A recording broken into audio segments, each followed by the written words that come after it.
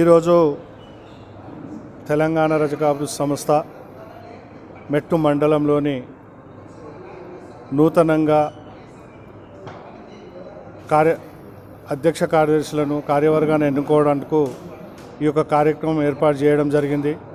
మరి ఈ యొక్క కార్యక్రమానికి గ్రేటర్ హైదరాబాద్ చైర్మన్ నరసింహ గారు, అదేవిధంగా జూపల్లి రాజశేఖర్ గారు, అదేవిధంగా మండలపు డాక్టర్ ఎం అంజయ్య కుమారుడు గాంధీ గారు, అదేవిధంగా ఇక్కడ ఈ యొక్క కార్యక్రమంలో మరి మెట్టు మండలానికి సంబంధించిన అధ్యక్ష కార్యదర్శులు బలరాం గారు, జయేందర్ గారు, అదేవిధంగా ఇక్కడ ఉన్నటువంటి చంద్రశేఖర్ గారు, మరి నాతో పాటు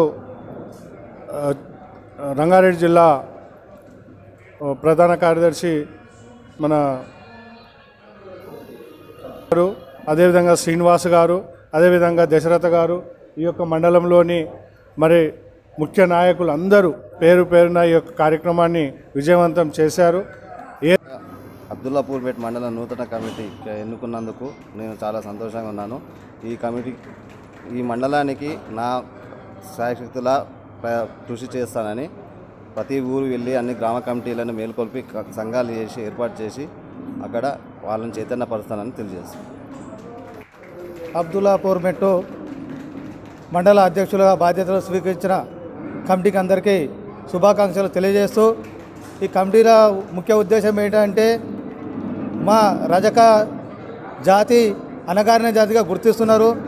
మా రజక జాతిని చైతన్యపరచడానికి మేము గ్రామాన్ని తిరిగి మా రజకులను చైతన్యవంతులను చేసి వారిని ఆర్థికంగా, సామాజికంగా, రాజకీయంగా వాళ్ళని చైతన్యపరచడానికే మేము ఈ కమిటీలు వేయడం జరుగుతుంది. ఈ కమిటీల ద్వారా మేము ఒక గవర్నమెంట్కి తెలియజేసేదంటే, ఎప్పుడైతే మా యొక్క రజకులని గుర్తించి మాకు కావాల్సినటువంటి మనకు ఒక విద్యాపరంగా కానీ, రాజకీయ పరంగా కానీ, సామాజిక పరంగా మాకు విలువలు ఇచ్చి మాకు ఒక రిజర్వేషన్ కల్పించడానికి మేము ఎంతకైనా పోరాడుతాము.